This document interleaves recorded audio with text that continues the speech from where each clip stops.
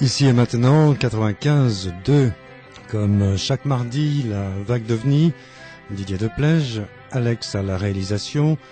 Alors notre plateau, c'est en particulier Jean-Claude Pantel, précédé d'une réputation dans différents magazines de parapsychologie, un contacté, né à Blida en Algérie en 1948, auteur de 2 livres, Les visiteurs de l'espace-temps, chez Ramuel, tome 1, L'initiation, tome 2, Le message, et l'aventure de Jean-Claude Pantel est en tout point exceptionnelle.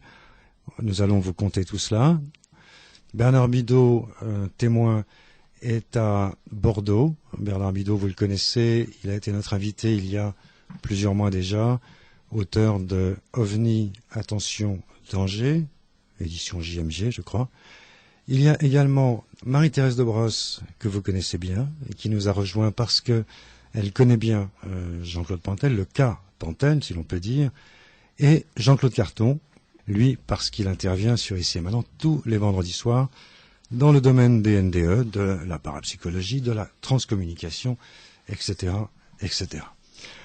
Alors, le cas Pantel est tout à fait exceptionnel. C'est un phénomène non seulement de transcommunication, mais de poltergeist, si l'on peut dire, permanent, même si on peut discuter du terme poltergeist dans son cas, sachant que les phénomènes qui se produisent autour de lui depuis plus de 35 ans maintenant sont involontaires, sont dus à des guides, en l'occurrence de 2 provenances qui marquent 2 étapes bien distinctes dans sa vie. On va faire le point là-dessus. Et la transcommunication, c'est aussi un mot qui ne semble pas rigoureusement adapté, dans le sens où il reçoit des messages qui ne sont pas du domaine des défunts, des disparus, mais plutôt de guides invisibles qui l'entourent. Et voilà ce que nous allons aborder pendant plusieurs heures ensemble.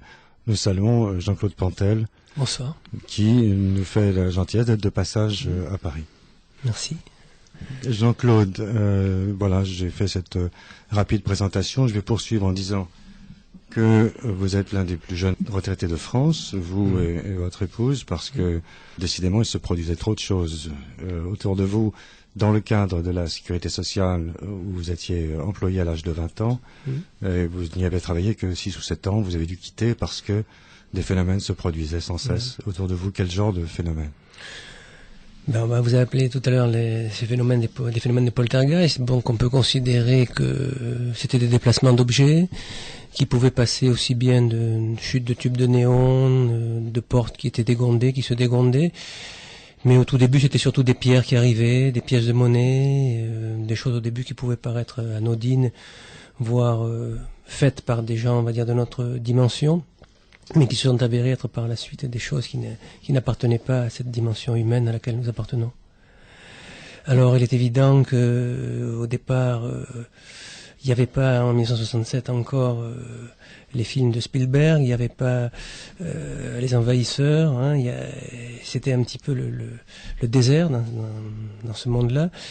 Et mes copains, mes amis et moi, on s'est trouvés confrontés tout de suite aux autorités supérieures, évidemment. Et là, moi, j'ai subi énormément de mutations. J'ai fait à peu près tous les bureaux de sécurité sociale qui existent à Marseille.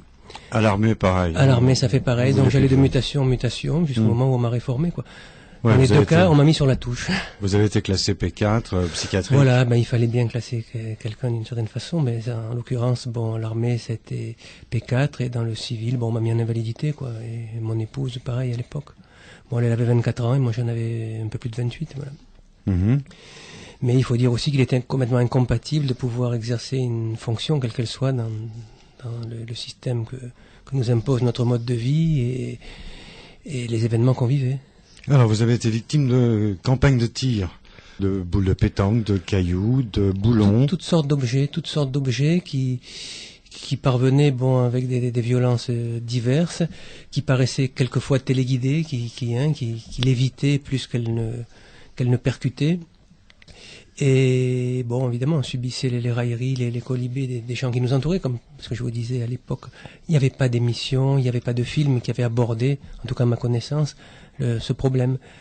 Disons que ce qui s'était passé aux eaux de Marseille en 1970, c'est à partir de là qu'on a commencé dans mon entourage à prendre la chose au sérieux, parce que les objets que je recevais avaient été retrouvés dans le zoo de Marseille où on avait massacré des animaux, notamment avec des rochers pour ce qui était des crocodiles, des lames de rasoir pour ce qui s'agissait des singes et d'autres animaux, et des billes d'acier. Bon, c'était tous les objets que nous pouvions recevoir. À partir de ce moment-là, on a été pris un peu plus au sérieux. Mais alors pourquoi un monde parallèle qui souhaite se manifester envoie des boulons plutôt que des pétales de rose? Pourquoi des lames de rasoir? Je crois qu'en toute chose, le chemin d'une initiation, je parle pour moi, mais enfin je crois que si on se réfère un petit peu, il y a des personnes là, je crois, qui peuvent le dire autour de moi, à des gens qui ont subi, on va dire, une initiation dans le passé, il y a toujours une forme, sinon de violence, mais de souffrance de la part de celui qui la reçoit en tout cas. Et je crois que j'avais besoin, moi, avec mon esprit un petit peu cartésien, parce que j'ai pas été élevé dans ces idées-là, j'avais besoin de recevoir quelques leçons. Et je les ai reçues au départ pour pouvoir après recevoir ce message qui, évidemment, lui, ouvre la porte à autre chose. Alors, vous n'avez pas tardé à prendre contact avec, disons, la première vague, la première partie de votre vie, je l'ai évoqué tout à l'heure brièvement, était sous l'emprise d'un groupe que vous avez donc rapidement identifié, l'OM, voilà, avec 3 appellations successives. Ça commençait par organisation magnifique, ce qui sonne déjà un peu rigolo. Oui, c'est-à-dire que moi je crois puis que... Une ordination magnétique. Oui, ça c'est un peu plus concret, mais ça... Mais c'est la même chose? C'est la même chose. C'est-à-dire que je crois qu'au début on fréquentait les installations d'un stade qui s'appelle le Stade de l'Or et qui jouxte le Stade Vélodrome à Marseille. Donc on sait qu'au Stade Vélodrome à Marseille, c'est l'OM qui joue. Et au début, on a pu penser qu'on gênait précisément des athlètes, des sportifs de l'OM qui s'entraînaient là. Je pense que si on avait été à Paris, ça aurait été le PSG, ça aurait été le parti des semi-géométrisés, puisque c'est comme ça que ça s'appelle. Et ils auraient trouvé le sigle, ils auraient adapté le sigle, je pense, à l'environnement. Voilà. Quant à l'ordination magnétique dont vous parlez, c'est venu beaucoup plus tard. C'est venu en 96, lorsque le magnétisme a commencé à changer sur notre planète, enfin dans le cosmos déjà. Ça, c'est déjà un autre plan. Donc c'est un peu plus, on va dire, un peu plus concret. Bon, alors restons déjà sur le quai de la gare de Saint-Charles, en 67. 29 décembre 67, ça s'oublie pas. Alors vous rencontrez 3 personnes. 3 personnages, oui. Dont un, curieusement, là on se croirait dans un film de James Bond, caresse un chat persan qui tient dans son bras sur un quai de gare, c'est folklorique. Il vous tend un billet de 50 francs pour vous dédommager des troubles subis, que vous refusez. Notamment un pull vert qui avait été déchiré, enfin je me rappelle encore un petit peu les choses à l'époque. Je pense que c'était une prise de contact qui était plus axée sur, on va dire, sur une rencontre physique, parce qu'auparavant on n'avait pas vraiment perçu de personnages nous lançant des objets ou nous menaçant ou nous envoyant des messages, quoi. Et alors il vous charge en somme d'une mission consistant à récupérer à leur profit l'enfant à naître d'un de vos proches pour qu'il se charge de son éducation. Voilà, à cette époque, il semble qu'ils avaient décidé, enfin, on va dire cette engeance, c'est peut-être pas un mot qui est, en tout cas je n'en parle pas au sens péjoratif du terme, ils avaient décidé de reformuler la société, enfin, notre façon de nous comporter, parce que bon, on ira certainement plus loin au cours de l'émission, mais ces êtres-là n'appartiennent pas à notre race humaine, et ils ont quand même besoin de nous sur certains plans. Et je crois que dans l'évolution qui leur est promise, comme dans celle qui nous est promise, je crois qu'à un moment donné, il y a une déconnexité qui s'opère. Et ça peut se faire qu'autant que ça se prépare, on va dire. Et à travers des enfants en bas âge, je pense que c'était plus facile. Alors il est certain qu'en 1997, j'ai appris ce dont ils m'avaient averti. J'ai compris ce dont ils m'avaient averti à l'époque. Et je crois qu'on y reviendra tout à l'heure parce que il faut le développer au fur et à mesure, parce que vouloir aller trop vite, on va... Et ça ne se trouve dans aucun des deux volumes que j'ai Pas encore, puisque 97, ça sort dans le volume 4, je pense. D'accord, et le volume 3 est à paraître. Il est en cours d'écriture, oui. Donc, à la lecture des 2 premiers bouquins que j'ai cités tout à l'heure, on n'a pas encore l'explication que vous avez eue depuis. Non. Bon, donc... Non, mais enfin, on pourra en parler, c'est pas un problème. On ouvre un tiroir, on prendra garde de ne pas le refermer avant de l'avoir exploré d'ici la fin de l'émission, pour avoir l'explication quant à l'éducation supposée pour changer de société, demandée par cette organisation dite OM. Axé, d'après ce que je peux dire déjà, ça en m'avançant, quoi, c'est davantage sur la spiritualité que sur la matérialité. Oui, toutefois, leur méthode était quand même assez terrifiante. Vous-même avez eu peur à cette époque. Oui. Il faut voir les choses dans l'instant où on les vit. Il est certain qu'avec le recul, il y a des situations qui ont pu paraître même cocasses après, comiques, parce que ça manque pas d'humour à certains moments. Et quant à la violence elle-même, il n'y a pas eu, en tout cas de façon directe, de blessures provoquées, y compris pour les animaux, parce que je pense que pour les animaux, c'est une mise en scène. Les animaux du zoo. Je pense que les événements du zoo de Marseille ont été, on va dire, déguisés, arrangés, pour que, à la face de cette société, enfin qui nous critiquait, en tout cas de notre environnement direct, il y ait des preuves tangibles des phénomènes que nous vivions, à travers des trombones, des billes d'acier, des lames de rasoir. Qu'il explique quand même cet épisode. Il faut peut-être que Jean-Claude explique cet épisode du zoo, parce que les auditeurs le connaissent pas forcément. Il est évident que, je le commente dans le livre, au zoo de Marseille, il y avait eu notamment des singes qui étaient morts, donc à la suite d'avoir avalé des lames de rasoir. Quiconque a fréquenté plus ou moins des zoos, moi c'était plutôt moins que plus, mais enfin je sais qu'un singe, quand on lui donne quelque chose, un aliment, il regarde, il décortique, il n'avale pas la chose n'importe comment. Il y avait eu ça, déjà ça paraissait un petit peu improbable, et il y a eu surtout les crocodiles. Et les crocodiles, pour tuer 2 crocodiles avec des rochers, il fallait que les rochers soient suffisamment conséquents, au niveau déjà du volume, du poids évidemment, en sachant que le bassin était protégé par une petite rambarde surmontée d'un grillage. Il fallait au moins une catapulte pour pouvoir, et bien viser, et les crocodiles n'étaient pas en bas pour attendre précisément qu'on leur envoie des projectiles. Alors, quand on a fait notre petite enquête à l'époque avec nos petits moyens, j'avais 22 ans à l'époque, et les gens qui m'accompagnaient, ils étaient approximativement dans la même tranche d'âge, on n'a pas abouti à ce qu'on voulait, quoi. Nous, ce qu'on voulait, c'est qu'on ressorte le caractère phénoménal, on va dire, des moyens employés pour éliminer ces animaux. Et ça n'a pas été fait.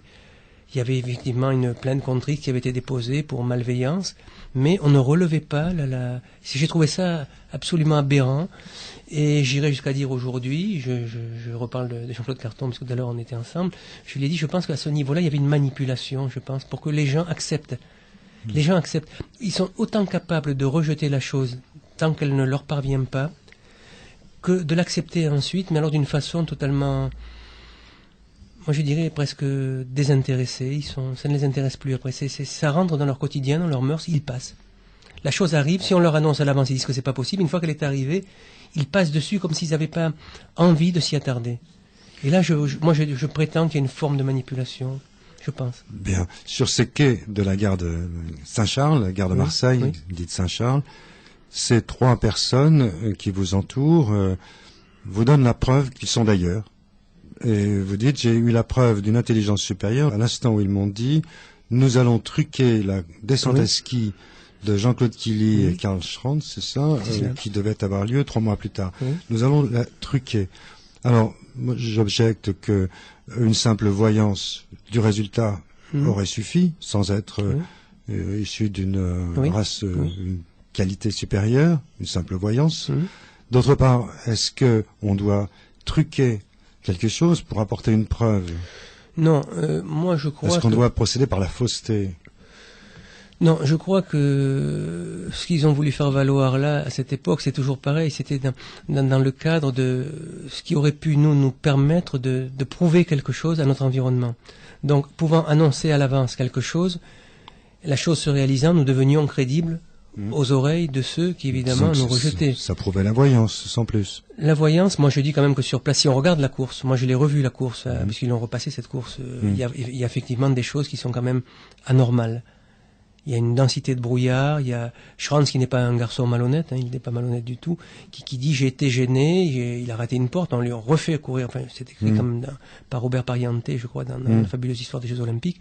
Et c'est vrai que quand on regarde la course, quand on voit la course, il semble qu'il y ait quelque chose d'artificiel qui ait été fabriqué à ce moment-là pour que précisément l'événement se produise. D'accord. Alors pourquoi des visiteurs d'une qualité supérieure auraient besoin de truquer le libre jeu des humains pour attester qu'ils nous sont supérieurs? Alors moi je crois, on en a encore parlé tout à l'heure, mais on va en parler maintenant, c'est surtout maintenant qu'il faut en parler, que on fait partie d'une chaîne alimentaire.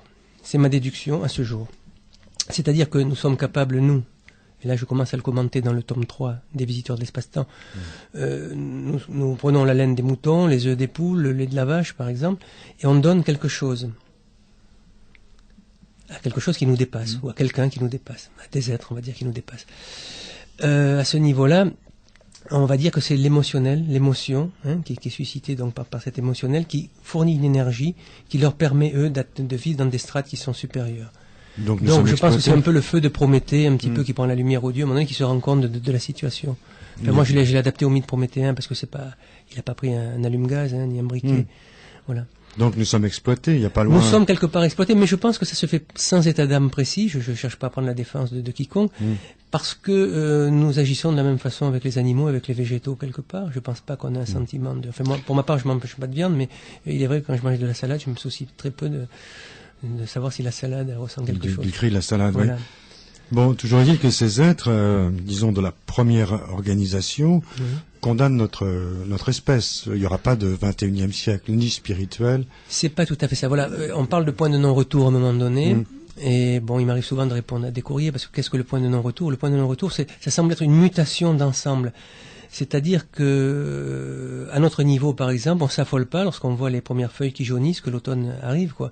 C'est un changement de saison pour nous. Et eux, ils appellent ça un changement de cyclique. Et un changement de cyclique, ça aboutit sur un point de non-retour qui n'est pas une fin du monde, tel qu'on peut le penser, à la limite d'une civilisation, mais qui passe à travers une mutation. Et une mutation d'ensemble. Je dis bien d'ensemble. C'est-à-dire aussi bien au plan minéral, végétal, animal qu'humain. Donc, il faut s'attendre à des mutations. On le voit aujourd'hui déjà avec les virus, Et les virus sont les premières, on va dire, espèces à muter, parce que ce sont des micro-organismes. Et je pense que plus c'est petit, et plus ça aboutit rapidement. Et on va le voir dans les années à venir. Mais c'est pas quelque chose il faut pas être catastrophiste, parce que je sens beaucoup de personnes dire, oh là là, mais on va vers la fin. Non, c'est la fin de quelque chose, mais c'est le commencement d'autre chose. Alors, cette organisation, dite organisation magnifique, a-t-elle échoué en somme? Puisqu'elle ne vous préoccupe plus depuis de nombreuses années, elle a lâché prise? Non, disons qu'elle n'a pas lâché prise, parce qu'il y a un contact permanent, on va dire, entre les êtres de lumière qui donnent le message et ces êtres-là qui sont, on va dire, dans une strate inférieure. Et il y a un échange, disons. Tout est axé dans notre vie, dans notre univers, sur la loi des échanges. Il est dit à un moment donné par un de ces êtres que la loi des échanges est une loi qui s'exerce sans souci de réciprocité. Ça ne veut pas dire qu'il n'y a pas de réciprocité. Il n'y a pas de souci de réciprocité. Or, où le bas blesse, je crois, dans notre espèce, c'est que précisément nous faisons les choses par intérêt, à la recherche d'un profit. Eux, ils n'agissent pas de la sorte. Ils situent ce qu'ils appellent des ambiants, et en fonction de ces ambiants, ils gèrent des situations où nous sommes manipulés, je le concède, mais ils ne le font pas dans le but de nous voler quelque chose. Parce que de toute façon, ce quelque chose, on le perd. On va y venir tout à l'heure, on en parlera de ce qu'on perd. C'est précisément cette qualité extrasensorielle qui nous aurait fait, à des moments donnés, voir les choses d'une façon plus nette, plus objective, on va dire moins structurelle peut-être au niveau du compris, plus dans le ressenti que dans le compris, je dirais. Mais pourtant, vous l'écrivez à plusieurs reprises, cette espèce est condamnée. Du temps du Christ. Elle est condamnée dans la mesure où nous attendons une évolution précise de la chose. Mais elle n'est pas condamnée à travers une mutation. Voilà, quand même, ce serait pas grave, ça ne serait jamais qu'une vague. Moi, je crois que eux, ils disent les espèces, je cite les textes, là, les espèces disparaissent spatialement, mais demeurent temporellement. Bon, là, tout à l'heure, je vois qu'on sera en relation avec Michel Karmassi, qui est un physicien, qui parlera peut-être un petit peu de la dimension temporelle, différemment de moi, en tout cas plus précisément. Et il est certain que si les dinosaures ont disparu, il est possible, sinon probable, que nous ayons récupéré des cellules qui leur appartiennent. Il y a un rebrassage, je dirais, des valeurs et des énergies qui se formulent à un moment donné en fonction de ce qu'eux appellent des ambiants. Bien. Voilà. Difficile toutefois d'accepter toutes les manifestations, je dirais caricaturales, qui se produisent avant 73. Il y a par exemple des plaques d'égout qui volent, je veux bien. Il y a des fruits télécommandés, des pommes et des oranges, dans lesquels sont enfichés un décapsuleur, auquel est accroché par un petit morceau de ficelle un message donnant rendez-vous, et il y a des fléchettes de mômes avec des ventouses. Là, on frise le ridicule, oui, quand même. Et puis, un Père Noël surmonté d'une hélice qui distribue des gâteaux. Je crois que c'est adapté à notre, moi je dirais, notre fonctionnalité. C'est surréaliste.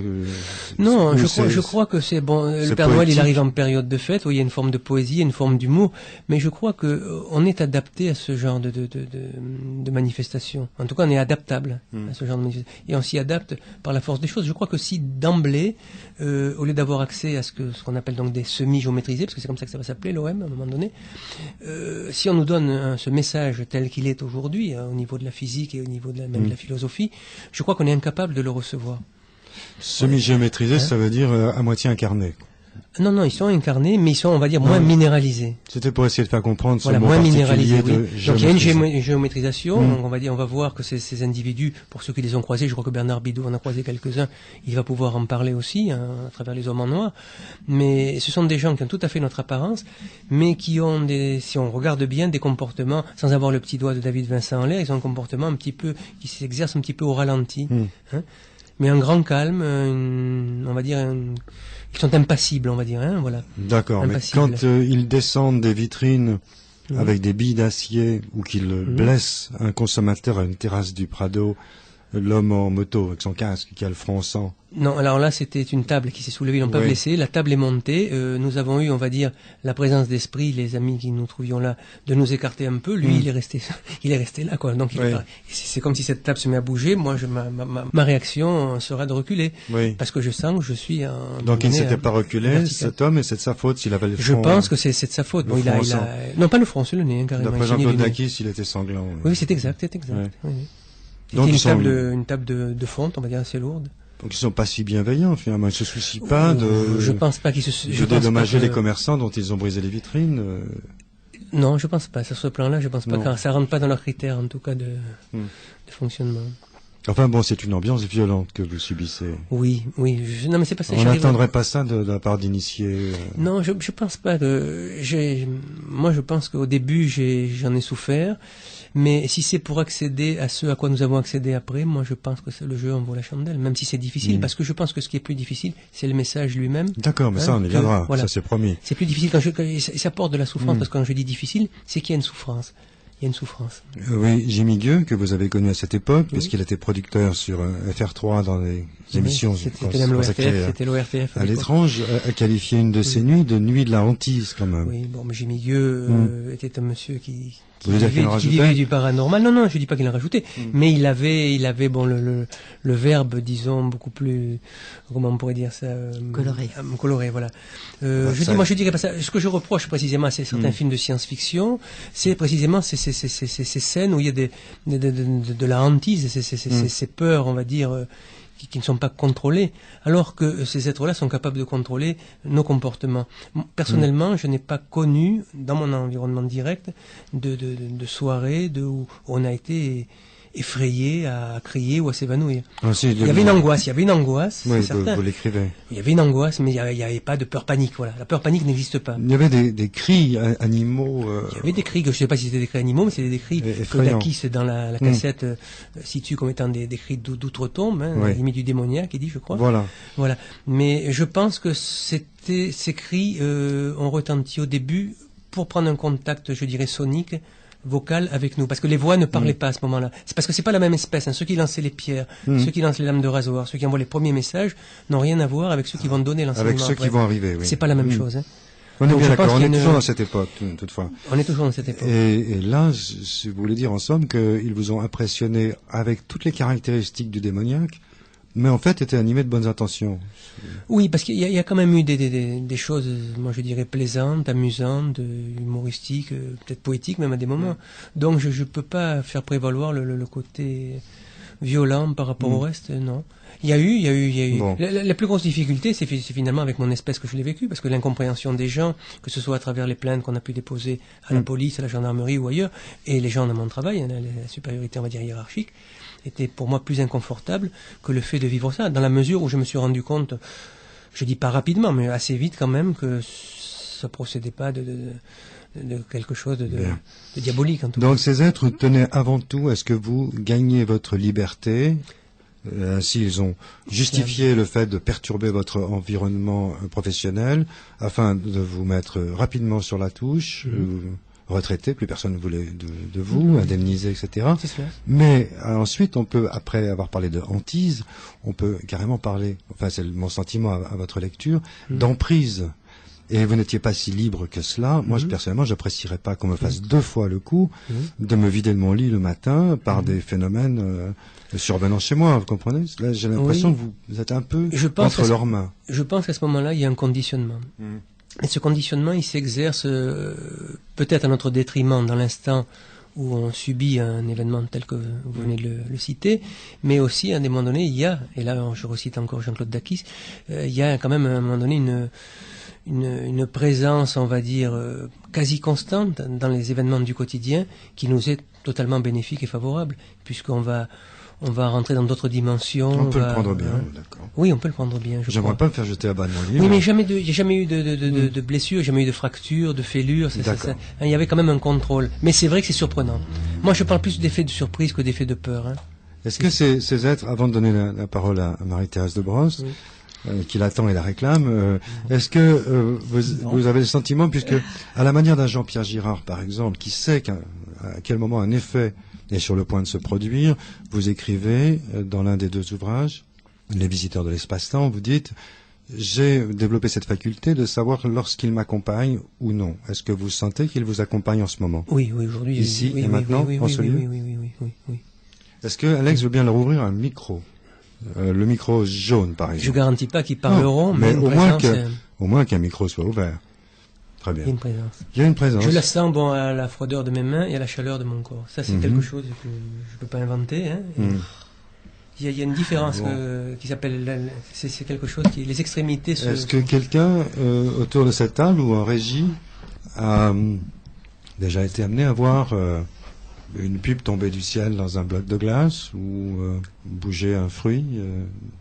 Marie-Thérèse, Jean-Claude, Alex?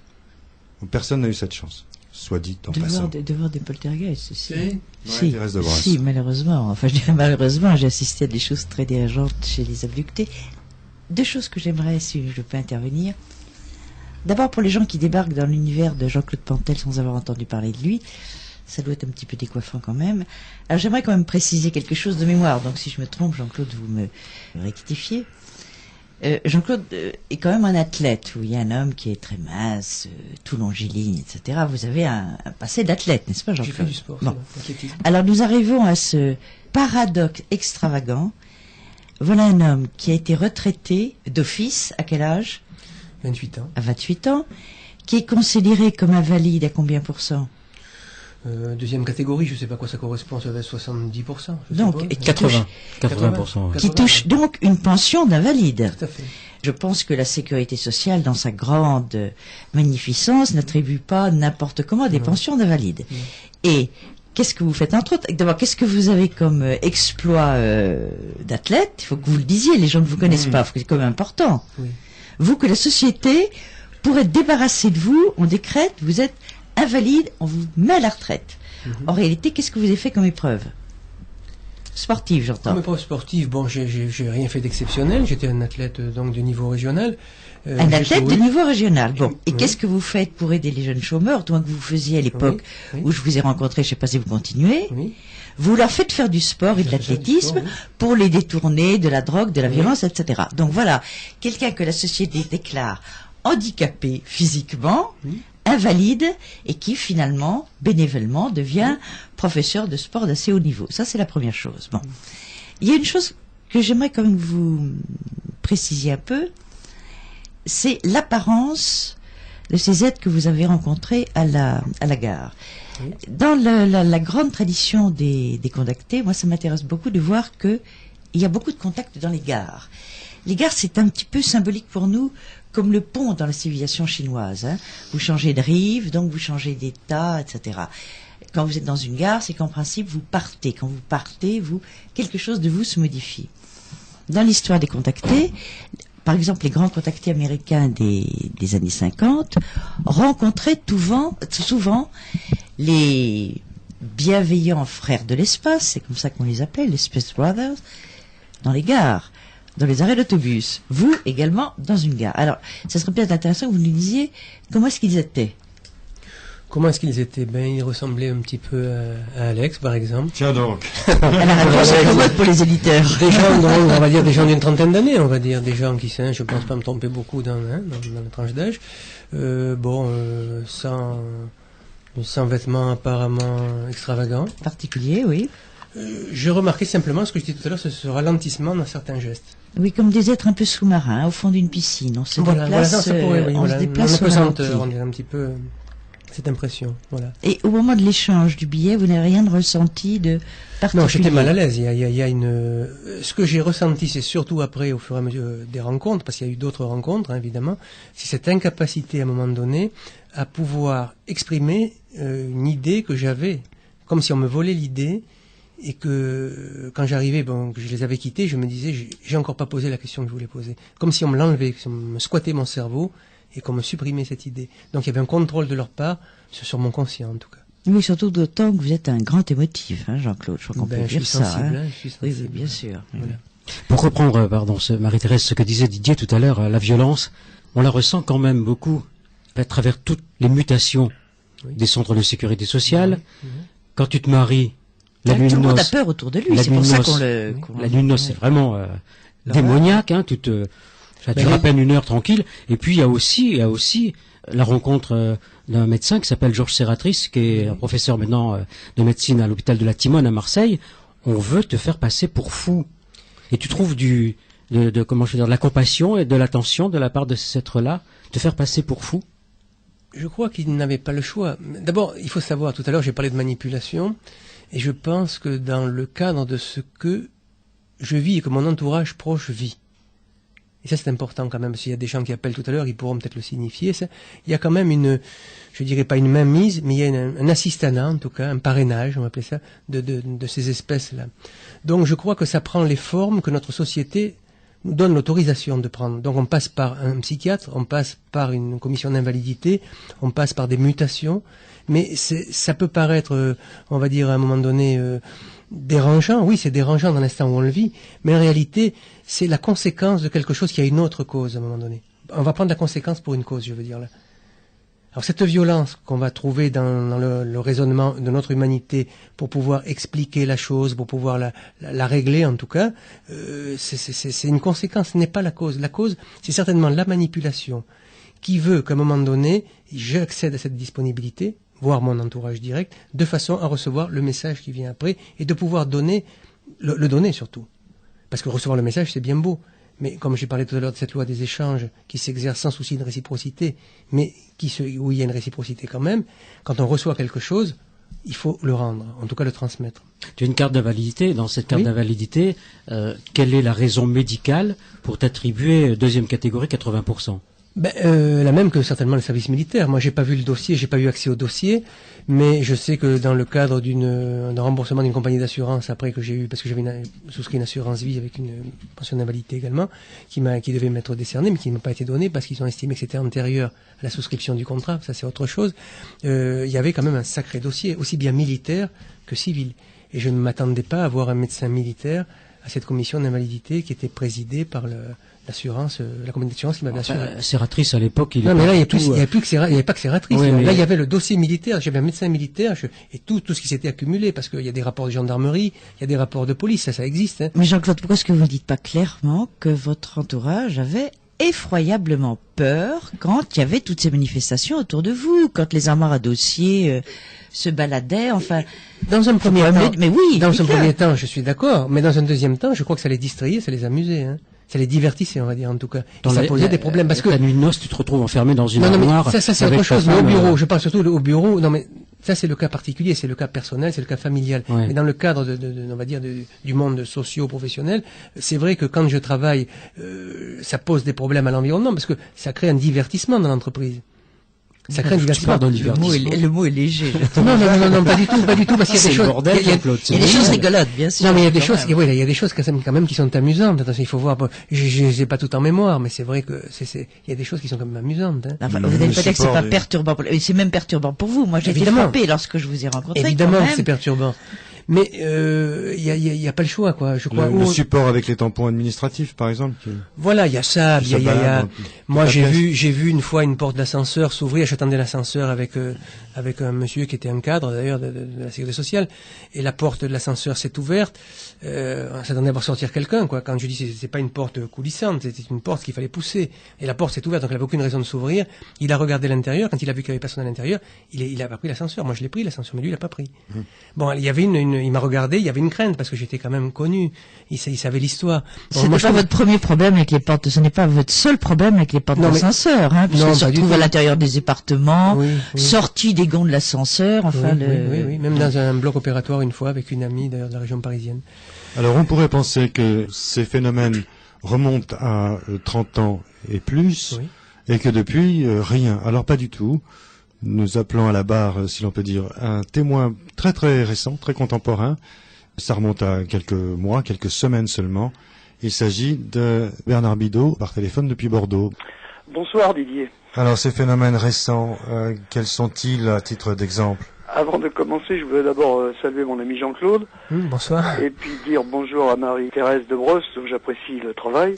Bonsoir. Ben évidemment, moi je connais Jean-Claude depuis un bout de temps, et les événements que j'ai vécus avec lui sont proprement incroyables. Quand j'étais venu te voir, je t'avais parlé du phénomène OVNI, mais avec Jean-Claude, ça va nettement au-delà. Tu sais, quand Jean-Claude est venu me voir ici pendant 8 jours dans ma maison de Bordeaux, on peut dire que ça a été proprement invivable. On peut dire que ça devient invivable. Tu sais, quand tous tes meubles se déplacent, j'ai un billard qui fait 600 kilos qui s'en va, tu vois les portes de Water, Théo Water, la porte s'en va, tu la retrouves dans le fond du jardin, toutes les ampoules, tu les vois qui se baladent et qui disparaissent. J'ai vu mon beau persan, mon chat, un jour pousser un hurlement qui a fait trembler la maison. Les gens dehors dans le jardin entendaient le hurlement du chat. Pourquoi le chat hurlait? C'est que dans la gueule, il avait les 4 ampoules allumées qui étaient dans mon bureau, tu vois. On a rarement vu un chat se balader avec des ampoules allumées. Évidemment, il était effrayé. Et en fait, le hurlement qu'avait ce chat n'avait rien à voir avec la force du hurlement d'un chat normal, quoi. C'est autre chose, tu sais. J'ai vu avec des témoins, c'est-à-dire Jean-Claude, il y avait un physicien qui était là, un scientifique, donc il y avait une porte de 3 mètres de haut qui leur est tombée dessus. Enfin, tout doucement, ils l'ont vu tomber. Et sans un bruit, on n'entend absolument rien, j'ai rien entendu. Par contre, ils ont rien entendu. Moi, j'étais dans la salle de bain à ce moment-là. J'ai cru que la maison explosait, littéralement, mais un bruit dans la salle de bain, on avait l'impression que la maison s'écroulait. Alors qu'eux, qui étaient à peu près à 15 mètres de moi, n'entendaient absolument rien. Dans ce phénomène, ce qui est extraordinaire, c'est que rien n'est rationnel, si tu veux. Rien n'est absolument rationnel. On ne peut absolument rien comprendre. Moi, depuis des années que je vis avec Jean-Claude, tout à l'heure tu parlais de la pipe, c'est ma pipe. C'est pas la première fois qu'il m'embarque ma pipe. Et on reçoit un coup de téléphone, on ne sait pas d'où il vient, et en disant que la pipe reviendra dans 3 jours, par exemple. Et il y a 2 ou 3 mois, effectivement, on était sur la pelouse, et il y a un bloc de glace qui est tombé, on était, je sais pas combien, une dizaine de témoins, et il a fallu laisser tomber le bloc de glace pour voir la pipe réapparaître. Je sais pas si oui, mais Bernard, tu as vu le film. Oui, justement, j'ai vu la VHS. Pourquoi ce VHS. bloc de glace n'est-il pas nature, disons, brute, comme un rocher prélevé à flanc de montagne, alors qu'il est, ce bloc de glace, on sent qu'il a été coulé dans un moule, voilà, et qu'il est passé au frigo pour rafraîchir. Ouais. Il y a un côté non naturel, un côté humain, voilà, pratiquement. Voilà. Pourquoi? Alors, non, mais le problème, c'est que je ne sais pas si Marie-Thérèse de Brosse, dans ses enquêtes, peut donner des explications à tout ce qu'elle voit, ça m'étonnerait. Moi, dans le phénomène OVNI, je ne peux pas donner d'explications à tout, et pour ainsi dire même à rien. Et je dis que dans le phénomène Jean-Claude Pantel, on donne des hypothèses. Mon ami physicien qui parlera peut-être tout à l'heure, qui est à côté de moi, donnera aussi des hypothèses. Mais affirmer quoi que ce soit, c'est pas possible. Effectivement, quand on regarde ce bloc de glace, on a l'impression que la pipe a été mise dans de l'eau et dans un moule, dans un congélateur. Exactement. Mais nous, qui étions témoins, et dont mon éditeur, Jean-Michel Grandcir, que tu connais, tout ça, et on était tous autour. On a bien entendu le bloc de glace tomber dans l'arbre. Oui, mais pour ça, il avait suffi de le lancer en l'air pour qu'il retombe. Ah ben, je vais te dire, pour lancer, il y a pas de maison autour, il y a rien. Ça paraît... oui, tu vois ce que je veux dire? J'entends bien. En tout cas, sois rassuré, ici il ne se passe rien. Oui, mais c'est pas forcé. On n'est pas encore à 4 heures du matin, mais il peut très bien rien se passer. Hein. C'est pas tout sans arrêt. Hein. C'en est presque dommage, parce que Jean-Claude Pantel est précédé d'une telle réputation. J'ai augmenté la prime d'assurance. Ce que je te souhaite pas, c'est par exemple de le voir disparaître, comme moi je l'ai vu 3 fois disparaître chez moi. On y tient, on a un engagement. Et moi, il est parti pendant 3 heures. Et je l'ai vu revenir en traversant la porte. Parce que monsieur Jean-Claude s'amuse, lui, à traverser les murs ou les portes. Je l'ai vu. Ça s'appelle un passe-muraille. Un passe-muraille. Et il n'y a pas que moi qui l'ai vu, ça. C'est quelque chose de fantastique. Ça fait quel effet au moment où on traverse une porte, Jean-Claude Pantel? Je me tourne vers lui une seconde, reste en ligne. Voilà, ça fait partie des phénomènes que je ne vis pas sur un plan conscient. À partir de ce moment-là, je me confine à ce que les témoins voient et me racontent de la situation. Moi, mon cogito, on va dire ça comme ça, rationalise l'événement. C'est-à-dire que pour moi, je suis passé normalement. Ah oui. Alors que souvent on m'a dit mais tu es descendu du plafond, tu as vu arriver, c'est courant, c'est arrivé. Et vous en sortez fatigué. Je suis très fatigué après cette émission. C'est ce que j'ai lu. J'ai pas pu vous constater autrement. Oui, Bernard Bidot. Oui, mais je peux te dire que moi, la fois je rentrais, j'ouvre la porte de ma chambre, je vais pour ouvrir la porte de ma chambre parce qu'il avait disparu depuis à peu près 1 heure. Je veux rentrer dans ma chambre. Au moment où je mets la main sur la poignée, je vois mon Jean-Claude qui traverse la porte et je me retrouve nez à nez avec lui. J'ai dû faire un bond de 2 mètres à peu près, j'étais me plaqué contre le mur, j'ai eu la frousse de ma vie. Je t'assure que ça fait une peur pas possible, c'est effrayant de subir des trucs comme ça, effrayant. Alors une autre fois, par contre, si ça vous intéresse, ces histoires de dématérialisation, disons rematérialisation, c'est pas les termes exacts, hein. Mais c'est que un jour, j'ai été dans mon frigo en bas, il pourra te raconter, chercher une bouteille de boisson fraîche, et je trouvais pas cette bouteille. Je dis qu'est-ce qui a dérangé mes bouteilles? Je parlais tout seul, tout haut. Bon, je suis remonté avec une bouteille, je suis remonté l'escalier de la cave, je suis arrivé en haut et j'ai refermé la porte. Et à ce moment-là, Jean-Claude a poussé la porte, il me dit Bernard, pourquoi tu me fermes la porte au nez? Mais j'ai dit Jean-Claude, mais t'étais pas avec moi, où est-ce que tu étais? Il me dit j'étais avec toi, tu m'as pas vu? Je t'ai entendu, tu as dit ça, tu as cherché une bouteille dans le frigo et tout. Ce que je veux dire, c'est que Jean-Claude était présent à côté de moi, derrière moi, il m'entendait, il me voyait, il me dit je t'ai tapé sur l'épaule, mais moi j'entendais rien, je voyais rien, je sentais rien. Autrement dit, c'est extrêmement compliqué, si tu veux. C'est que même dans les disparitions, c'est jamais la même chose. C'est jamais la même chose. Alors il peut réapparaître aussi bien à l'endroit où il a disparu, mais c'est arrivé par exemple dans les gorges du Verdon, on l'a retrouvé dans une cascade dans la flotte, hein. Il était dans l'eau, hein. Bernard Bidot, comment Jean-Claude Pantel et son épouse peuvent-ils arriver à la gare avant que le train soit à quai? Si quelqu'un peut me l'expliquer, il est très fort. Est-ce que Michel Carmassy, ton ami scientifique près de toi, peut nous expliquer cela? Mais Michel Carmassy peut pas expliquer non plus, parce que nous, on était à la gare qui annonçait que le train avait 1h30 de retard. Jean-Claude avait téléphoné de Toulouse comme quoi ils avaient du retard. Et on attendait sur le quai pour avoir un peu d'air parce qu'il faisait très chaud. Il n'y avait pas un train arrêté en gare. Mon épouse m'a dit à un moment donné, mais on dirait qu'il y a du bruit au-dessus de la verrière, comme un train qui roule au-dessus de la verrière. Bon, je me suis dit, elle est pas bien, elle est pas nette. À ce moment-là, mon téléphone a sonné. C'était Jean-Claude qui appelait en disant qu'il nous attendait devant les taxis. On est sorti, parce que j'y croyais pas, bien sûr, il n'y avait pas de train d'arriver en gare. Et on est sorti et Jean-Claude était là avec sa valise. Et comment l'explique-t-il, Jean-Claude Pantel? J'expliquerai. Là, c'est subi, on va dire que c'est subi. Ça. Mais avec épouse et bagages. Oui, avec cette faculté de se balader dans d'autres dimensions en famille. Je sais pas si c'est une faculté, ça, je pense qu'à un moment donné, il y a une manipulation, on va appeler ça comme ça. Hein. Et comment votre épouse a réagi, Jean-Claude Pantel? Normalement, puisqu'on descend du train, ce qu'on attend, c'est de voir Bernard et Marie-Hélène Bidot. Ne les voyant pas, vous sortez. Voilà, donc je dis, il doit avoir pris du retard, parce que moi, je ne... Pour vous, il y avait un train. Vous êtes descendu normalement du train. Moi, tout à fait, moi, je suis descendu d'un train. Oui, d'accord, alors c'est Bernard Bidot qui est en question. Est-il besoin de... Il y avait un train, Bernard. Est-il besoin de rappeler que... Jean-Claude Pontel est à la gare de Toulouse-Matabio. Non, il y a un problème chez Bernard Bidot.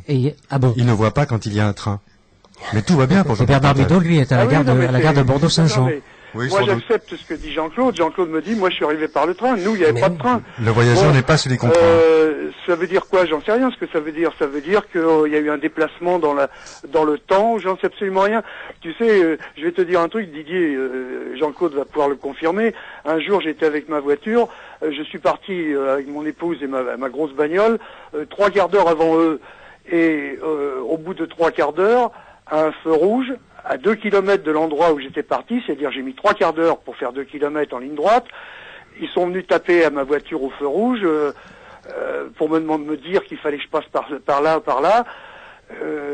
Avec mon épouse, on n'a rien vu, on n'a rien entendu.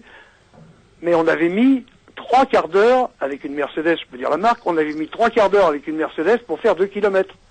Et on les a pas vus. Autrement dit, j'avais un temps manquant de 3 quarts d'heure. Et ça, Jean-Claude qui est à côté, il y avait, je sais pas combien, 4-5 amis qui étaient dans les voitures, tous peuvent le confirmer. Ils nous ont vus, eux, dans la voiture, arrêtés au feu rouge, mais nous, on les a pas vus, ni mon épouse, ni rien. On l'a su le lendemain par téléphone, et ils ont dit, mais pourquoi vous nous avez pas répondu quand on a tapé aux vitres?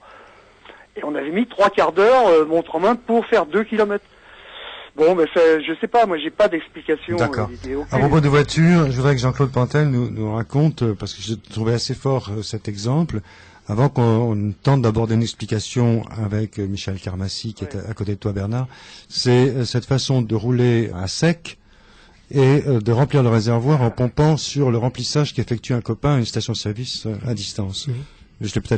C'est une déduction, mais une déduction qui est tout à fait, on va dire, qui va nous réconforter, on va dire. Non, mais vous roulez le réservoir en rade. Nous, on a besoin de faire le plein. Et le lendemain, vous voyez un copain venir à la maison réclamer le prix du plein qu'il a fait dans sa voiture qui est passé dans la vôtre. C'était mon beau-frère qui avait déduit, et qui avait déduit, oui. Ben oui, c'est une déduction qui... Là, mais il n'y a eu personne de volé, puisque mon ami Pierre a remboursé le plein que l'autre avait payé, quoi, quelque part. Amusant. Bien, il ne se passe toujours rien ici, tout est calme. Est-ce qu'on peut parler avec Michel Carmassi? Oui. Nous sommes sur Ici et Maintenant, ça devra vous surprendre, 95.2. Et oui, allô, en direct avec Michel Carmassi, bonjour.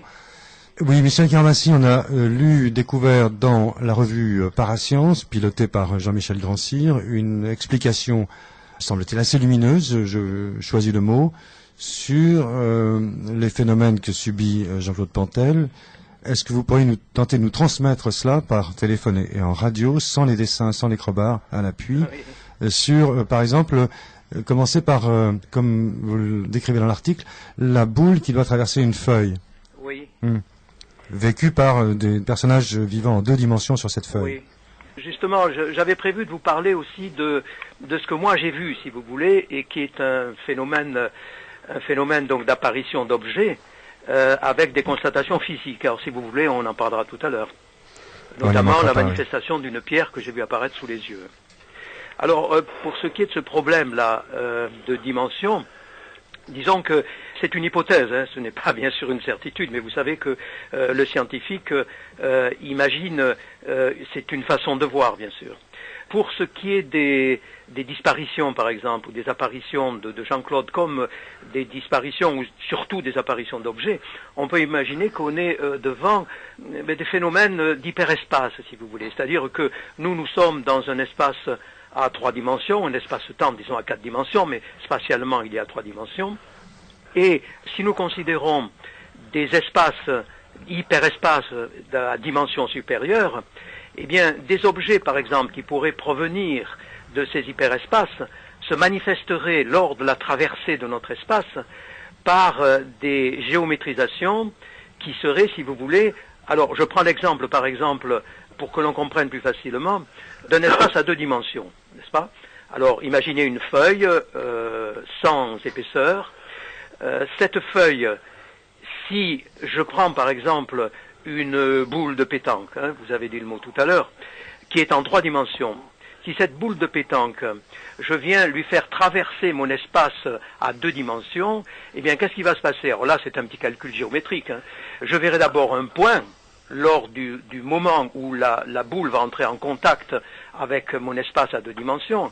Ensuite, au moment où cette boule traverse, eh bien, j'aurai à ce moment-là l'apparition d'un cercle qui deviendra de plus en plus grand et qui, au fur et à mesure que la boule traversera l'espace à 2 dimensions, va à nouveau se réduire pour redevenir un point et ensuite disparaître. Là, il s'agit effectivement... Donc, Michel Karmassi, les habitants de la feuille à 2 dimensions, eux ne voient qu'une flaque qui s'étend et qui se réduit. Voilà, et c'est tout ce qu'ils voient. Un point, et ensuite qui augmente un disque et puis ensuite qui se réduit. Voilà. C'est comme ça qu'on peut voir les ovnis d'ailleurs. Pardon ? C'est comme ça qu'on peut expliquer les apparentes accélérations fulgurantes d'ovnis. On voit le Tout à fait.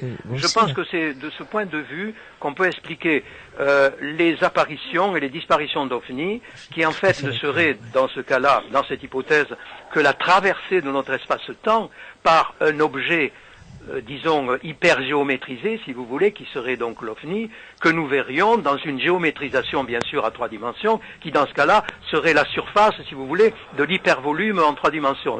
Mais c'est difficile d'expliquer ça. Si, vous le faites très bien dans votre article. Très bien, et en plus, c'est ce qui permet également l'apparente traversée de la matière, de notre matière. Oui, alors. tout à fait, oui. Je suis très heureuse de vous entendre dire ça, oui. Pardon. On peut l'expliquer géométriquement, si vous voulez. C'est-à-dire que si on est en 2 dimensions, et si j'ai un objet, par exemple, un être, une entité en 3 dimensions, cette entité, eh bien, pourra traverser la matière en 2 dimensions, et ça on peut se le représenter facilement, sans que les entités, les êtres en 2 dimensions, voient, si vous voulez, cet objet. Bon. Et de la même façon, si on est en 4 dimensions par rapport à 3 dimensions. Voilà. Donc, on pourrait, de ce point de vue, expliquer beaucoup de choses. Mais pour cela, bien sûr, il faut admettre, je dirais, la réalité des hyperespaces. Donc, si je peux me permettre de tenter de résumer, une apparition, entre guillemets, bien sûr, les guillemets sont importants, pourrait se produire à l'interface de la rencontre d'univers en dimensions différentes. Tout à fait. Vous donnez l'exemple de la lame de couteau qui coupe une sphère. Oui. Donc les êtres de la lame de couteau en 2 dimensions ne perçoivent rien d'autre que la tranche. Tout à fait. La tranche qui est en train de se couper. Tout à fait. Et vous savez que, enfin, si moi j'en suis arrivé, si vous voulez, à l'hypothèse bien sûr, dans le cas notamment de Jean-Claude, de cette manifestation d'hyperespace, de cette réalité d'hyperespace, eh bien, c'est parce qu'aujourd'hui, la physique la plus rationnelle, si vous voulez, envisage également l'hypothèse des hyperespaces. Vous savez qu'il y a une théorie qu'on appelle la théorie de supercordes qui envisage la vibration des éléments qui seraient les éléments, par exemple, l'élément fondamental de l'univers qui serait par exemple une corde infiniment petite qui vibrerait comme la corde d'un violon dans un hyperespace, tenez-vous bien, à 11 dimensions. C'est comme ça qu'on écrit les équations mathématiques. 10 dimensions d'espace et 1 dimension de temps. Et les vibrations de cette corde dans cet hyperespace, eh bien, les vibrations harmoniques, finalement, les caractéristiques des harmoniques de ces vibrations, eh bien, donneraient ce qu'on pourrait appeler tous les paramètres des différentes particules. Celles du proton, du neutron, du quark, etc., de l'électron, tout ce que vous voulez. Voyez. Donc on est vraiment dans une réflexion de scientifique. Ensuite, vous savez qu'aujourd'hui, Michel Karmassi semble plaire à Marie-Thérèse de Borosque. Comment réagit-elle? On fait une pause avec tout à fait. Écoutez, l'autre jour, j'avais une petite réunion de scientifiques au sujet des enlèvements et j'ai soulevé exactement, j'ai pas lu votre article dans Parasscience, je vais absolument me commander le numéro de cette revue et c'était tout à fait ce que j'essayais d'expliquer. Oui. Avec moins de clarté, sans doute, je suis pas une scientifique, mais enfin pour moi, ça me semble absolument évident que c'est la seule chose qui nous permette de comprendre ce type de manifestation. Oui, je crois, oui. C'est la seule piste. Disons de le comprendre d'une façon, je dirais, relativement simple. C'est ça, oui. Oui, mais vous vouliez ajouter autre chose et je vous ai interrompu, M. Karmassi. Mais si vous voulez, j'interviendrai peut-être tout à l'heure, par exemple au sujet des énergies. Hein. Alors là, c'est très important. Parce que moi-même, j'ai pu observer que Jean-Claude, je dirais, était dans certains cas, comme il dit lui-même, capté, et je dirais même habité par des énergies qui me paraissent des énergies que notre physique ne comprend pas encore. Hein. Si vous voulez, ce sont les hypothèses. Hein. Bon, Bernard Bidot vient de vous raconter des phénomènes, bien sûr, extraordinaires. Hein. Personnellement, je n'ai pas encore vu ce genre de phénomène. Par contre, j'ai vu des phénomènes que je qualifierais de simples, mais qui sont porteurs pour, disons, un scientifique comme moi, d'une information très riche. Alors, par exemple, j'ai vu se manifester, alors que j'écoutais une très belle chanson de Jean-Claude en sa présence, j'ai vu se manifester sous mes yeux. Hein, je dirais comme Molière, cette pierre, je l'ai vue de mes yeux vus se manifester devant moi. Eh bien, cette pierre, bien sûr, je l'ai prise en main. Je pouvais à peine la tenir dans mes mains. Elle était très chaude. Par la suite, j'étais toujours en présence de Jean-Claude et dans la maison où on était, d'autres pierres sont apparues. À ce moment-là, bien sûr, en scientifique, j'ai pris ces pierres et je les ai cassées avec un marteau. J'ai constaté que ces pierres étaient très chaudes à cœur. C'est-à-dire que là, on peut éliminer, si vous voulez, la manipulation qui aurait permis à quelqu'un, par exemple, de chauffer cette pierre dans un four. Donc elle serait plus chaude en périphérie qu'au cœur. Là, c'est bien le contraire. C'est-à-dire que la pierre est chaude au cœur, si vous voulez, au cœur de la matière. Alors là, je suis là en présence, en plus j'ai constaté, si vous voulez, la courbe, je dirais, exponentielle du refroidissement de la pierre durant pratiquement 1 heure. Alors là, on est en présence, bien sûr, d'une énergie thermique. Cette énergie thermique, on le sait en physique, de toutes les énergies, est l'énergie qui est la plus dégradée. Hein. Alors moi, j'imagine, si vous voulez, et ça aussi, c'est une façon de voir les choses, que cette pierre qui est apparue comme venant d'ailleurs, je dirais, certains disent comme venant du néant, moi je dirais venant peut-être certainement d'une autre dimension, eh bien, a été projetée, si vous voulez, a eu une énergie cinétique de lancement, n'est-ce pas, et une énergie que l'on ne connaît pas, bien sûr que notre physique n'explique pas encore, mais qui s'est retrouvée dégradée dans l'énergie thermique que l'on constate dans les pierres qui apparaissent. Et cela, eh bien, on le constate pour différents objets. De la même façon, j'ai eu sous les yeux, et j'ai même vu, parce que c'était une télécommande qui pratiquement m'appartenait, des circuits électroniques complètement brûlés à l'intérieur, notamment un téléphone, une clé de contact de voiture Twingo, une télécommande qui fonctionnait le matin et le soir quand j'ai voulu ouvrir un portail, eh bien cette télécommande ne fonctionnait plus. On a constaté que les circuits électroniques étaient brûlés à l'intérieur, c'est-à-dire que les composants électroniques étaient, je dirais, carbonisés, que les fils étaient fondus. Donc il y a eu là, je dirais, comme un passage d'un courant.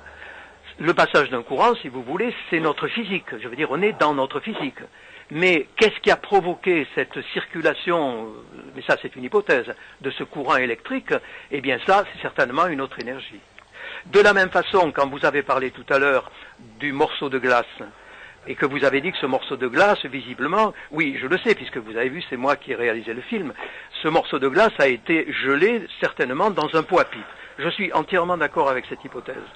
Mais on peut imaginer que la pipe est sortie, je dirais, de notre espace-temps. Ensuite, elle est revenue dans notre espace-temps pour être effectivement gelée par je ne sais quelle opération mystérieuse dans un congélateur, peut-être à moins 18 degrés. Et ce bloc de glace ensuite, la pipe, une fois gelée dans son bloc de glace, est ressortie de notre espace-temps pour revenir à ce moment-là se manifester dans le jardin où on était tous en train de manger. On avait un arbre derrière nous. Et la pipe, à ce moment-là, on peut imaginer, et c'est ce que j'imagine, s'est manifestée au milieu de ce petit arbre. Et à ce moment-là, ayant crevé en quelque sorte, si vous voulez, les parois de notre espace-temps, elle se retrouve prise, si je puis dire, en main par les lois physiques de notre espace-temps, c'est-à-dire dans ce cas-là la loi de gravitation, et la pipe tombe depuis une hauteur, je pense, d'environ 2 mètres. Et à ce moment-là, en tombant, le bloc de glace se casse. Voilà. Hein? Alors donc, bien sûr, je il y a eu vous parler moulage. encore d'autres choses. Hein. En ce moment, je suis en train de réfléchir par rapport à Jean-Claude sur ce qu'on appelle peut-être improprement l'énergie du vide quantique, sur les hypothèses, vous savez, de la masse cachée de l'univers, puisqu'il nous manquerait à peu près les 9/10 de matière pour expliquer les équilibres, par exemple, au niveau des galaxies. Enfin, il y a plusieurs expériences cosmologiques qui sont faites là-dessus. Et là, on voit apparaître l'hypothèse de ce qu'on peut appeler une énergie exotique. Alors, est-ce que Jean-Claude a la faculté, si vous voulez, est-ce qu'il est en connexion? Moi, je dis que Jean-Claude est un pontifex, si vous voulez, celui qui établit les ponts, celui qui est un canal. Et il subit lui-même ces énergies. Est-ce qu'il les déclenche? Est-ce que ça passe par son inconscient? Certainement. Hein. Je pense qu'il y a une relation entre le conscient, l'inconscient, et même les conscients, je dirais même, et les inconscients des personnes qui l'entourent. Hein, parce que quelquefois, des choses pensées par tous qui sont autour de Jean-Claude sont comme captées par Jean-Claude, et ensuite, on va les retrouver sous la forme de phénomènes qu'on peut décoder ensuite symboliquement. Donc vous avez cette énergie qui est ces énergies exotiques, qui sont peut-être des sources, n'est-ce pas, sur l'énergie du vide quantique. Je me permets de vous interrompre une seconde, vous Oui. allez continuer votre explication après. J'ai un tout petit problème de son, c'était pour savoir s'il y avait deux combinés, là vous êtes avec Bernard. Oui, j'ai un combiné. Oui, Oui, parce qu'on D'accord. entend Bernard Bidot respirer dans l'autre combiné. oui. Ah, excusez-moi. Tout On va a bien, failli, Bernard. on a failli Oui. croire à une manifestation Oui. paranormale, mais ce serait tellement plus élégant si elle doit se produire, qu'elle se produise clairement dans un micro Oui, oui, ici, tout que à de fait. squatter la ligne Je te téléphonique signale, avec Bordeaux. Didier, si je peux vous couper 2 secondes, c'est qu'avant que tu arrives dans le studio, il s'est produit une manifestation dont tu pouvais pas être témoin, au téléphone, avec Jean-Claude, que même Michel, ici, a constaté. Patience,